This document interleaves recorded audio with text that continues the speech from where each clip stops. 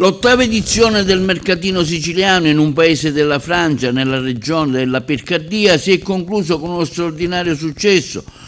Tanti prodotti presenti nella zona come arance, olio, dolci artigianali, conserve. L'iniziativa è stata promossa da Giuseppe Bizzì di Cattolica Eraclea con l'associazione Sicilia Natura e Gusto. Io sono presidente di un'associazione di promozione turistica e culturale da più di 5 anni. In questi periodi ho realizzato dei rapporti di scambi culturali e di commercializzazione con 2 comunità internazionali, una con la Germania e una con la Francia. Per quanto riguarda la Germania ho avuto rapporti istituzionali con il sindaco della comunità di Maikamerri, dove noi il 10 e l'11 di gennaio abbiamo realizzato un'iniziativa, la prima manifestazione di promozione di prodotti tipici siciliani in quella comunità. È stato un successo, diciamo, come primo evento, più che altro, diciamo, gli scambi che ci sono stati emotivi anche da parte di tutte le istituzioni locali e la collaborazione e la partecipazione delle persone del territorio che hanno manifestato particolare interesse per la qualità, diciamo, e l'eccellenza dei prodotti che noi abbiamo presentato in quella circostanza. L'altra manifestazione l'ho realizzata in Francia, in una città vicino al capoluogo, Amiens, dove da 8 anni c'è questa manifestazione in un crescendo continuo.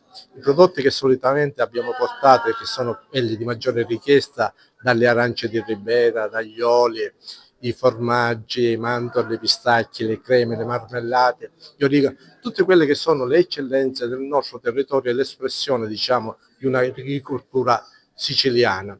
Vi dico, le testate giornalistiche francesi, gli elogi, gli apprezzamenti che hanno manifestato, diciamo, in quella partecipazione e con la gente che si affollava per evitare che non avesse la possibilità di acquistare, di poter gustare quei prodotti.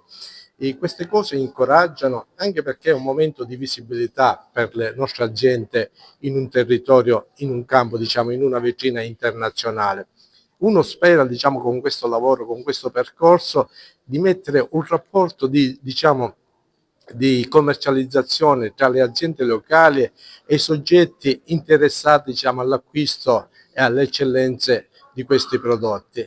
I risultati ci sono stati perché molte aziende mi dicono che arrivano chiamate dall'estero che vogliono fare delle commesse in merito ai prodotti che hanno avuto modo di conoscere in quelle occasioni, in quelle opportunità.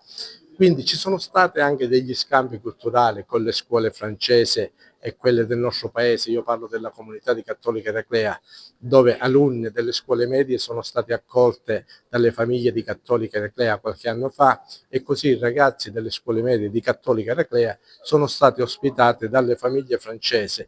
Questo ci fa capire che in un rapporto di collaborazione in un'area, diciamo, europea dà molta visibilità e la possibilità sia ai nostri giovani di guardare oltre, diciamo, i confini paesani, in contesti paesani, sia l'opportunità di promuovere i nostri prodotti dove trovano, diciamo, abbastanza apprezzamento e riconoscimento in un campo, diciamo così, vasto.